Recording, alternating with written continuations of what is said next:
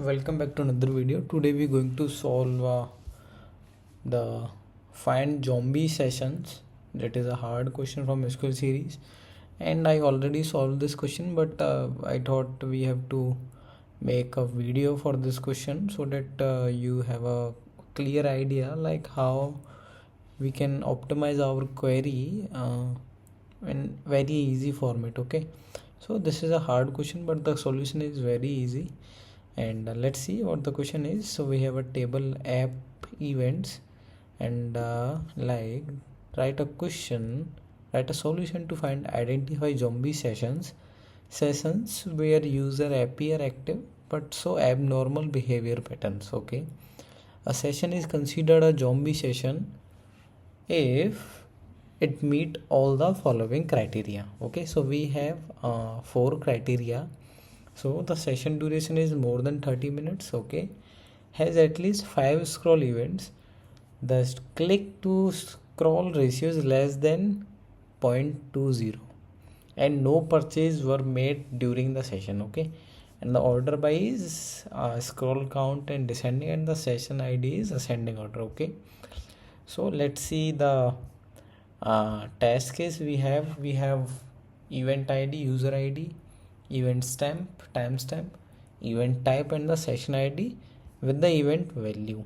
Okay, and in output we want the session ID, user ID, session duration minutes, and the scroll count. Okay, so we have to, like, for the session duration minute, we have to subtract the time when the session is event type is open, and subtract from the when the event type is close.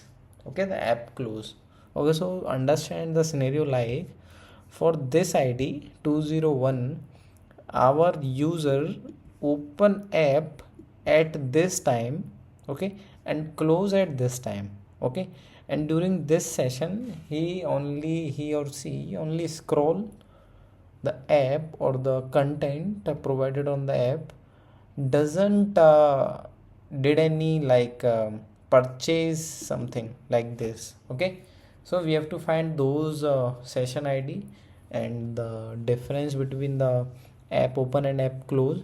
So we have very simple thing, like for the difference, timestamp difference, we have the timestamp different function. Okay, so let's use this.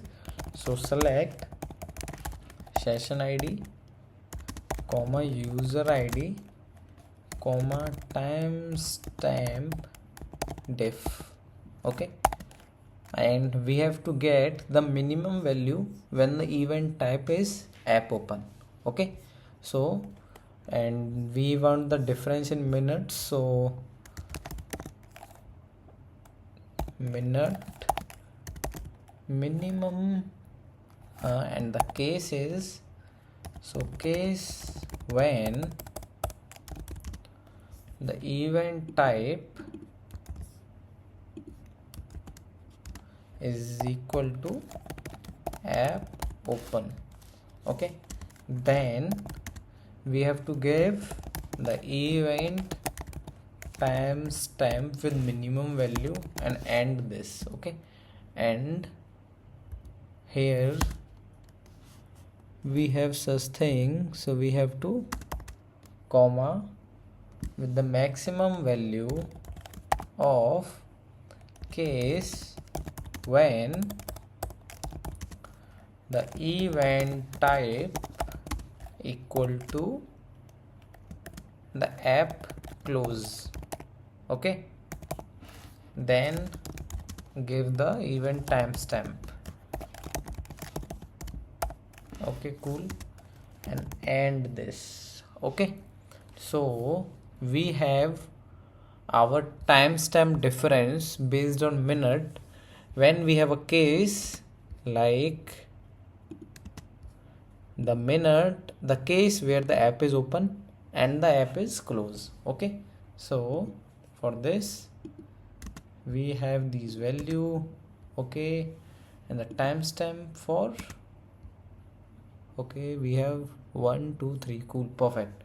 Okay, and 1 2 for this is this bracket for this value, this bracket for this value, this for minute, and this for timestamp. Okay, and we're gonna name this as the session duration minutes. Okay, perfect. And we have to find the scroll count, so comma sum the event type equal to the scroll. Okay, so you are think like why we use some event type equal to scroll. Something odd you feel here, like we have to use the case when the event type is scroll, then 1 else 0, and then return the sum value. Okay, but we can use this also. Okay, this is also right. So, and name as scroll count. Okay, so from the table we have the app events table. Okay, we have to group by this, the session ID and the user ID. Okay, because if you see, the session ID and the user ID is only common. Okay, for the multiple event ID or the event timestamp, we can say anything. And after the group by, we have some condition, and the condition start from like the session duration is more than 30 minutes. Okay, so the session duration minutes should be more than 30 minutes. Perfect. And has at least 5 scroll events. Okay, add this, and scroll count should be 5, greater than 5, greater than equal to 5. And what is next? The click to scroll ratio is less than 0.0. Okay, so first find the purchase, like the no purchase. So, and the sum of event type equal to purchase. This would be 0 because they want their during the session there is no purchase happen. Okay, and the last condition is the sum of event type equal to click divided by the scroll count, and this the ratio should be less than 2.0. okay, should be less than. Okay, so now, and the order by condition is the scroll count in descending order and the session ID in ascending order. Okay, so run this and let's see everything is good or we make some mistake. Okay, we make mistake here also, click and all. Okay, so what is here, like session ID, timestamp difference based on minutes we have, and the what is the error is near the minimum. Okay, so we use the timestamp. Perfect. Timestamp diff, no issue.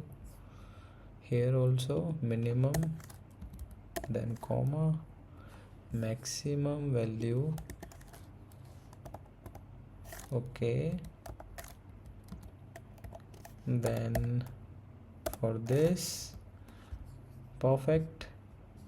Now run this and let's see where the possible mistakes are for this. Why?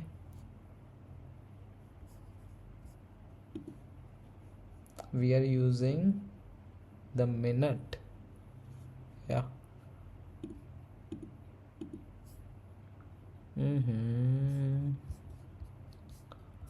Should we remove this or what?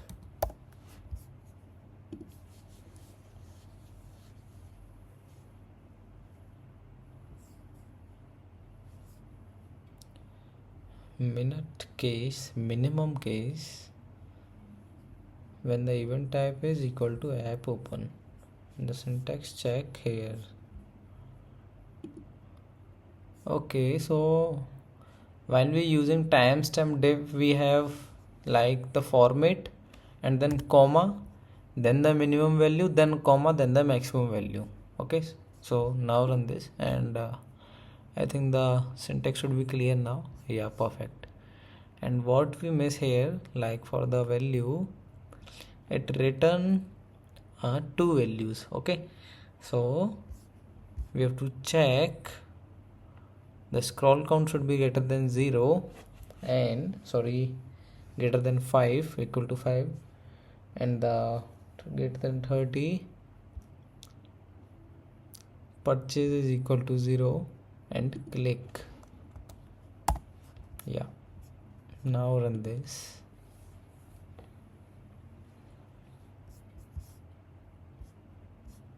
For the ID session S03. Okay, here is the S03. So scroll count should be 5, click is 1, and there is no purchase happen. Okay, so but the condition is 1 2 3 4 5, app open, app close, and no purchase happen. Yeah. Okay, so not the 2, we have to use 0.20.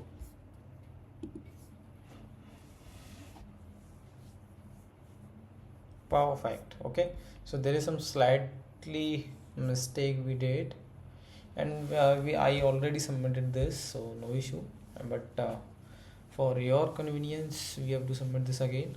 So nice. Okay, so this is very interesting question as well, but if you see these condition, and we learn new thing here, like for the sum and where the matching value, you don't need to use a case. Okay, for the sum or something, like when we use case statement, when we have to delegate something to the different column. Okay, if we want to count some those value on the same column, we can use directly here. Okay, so thank you for watching the video. Stay tuned for the next video.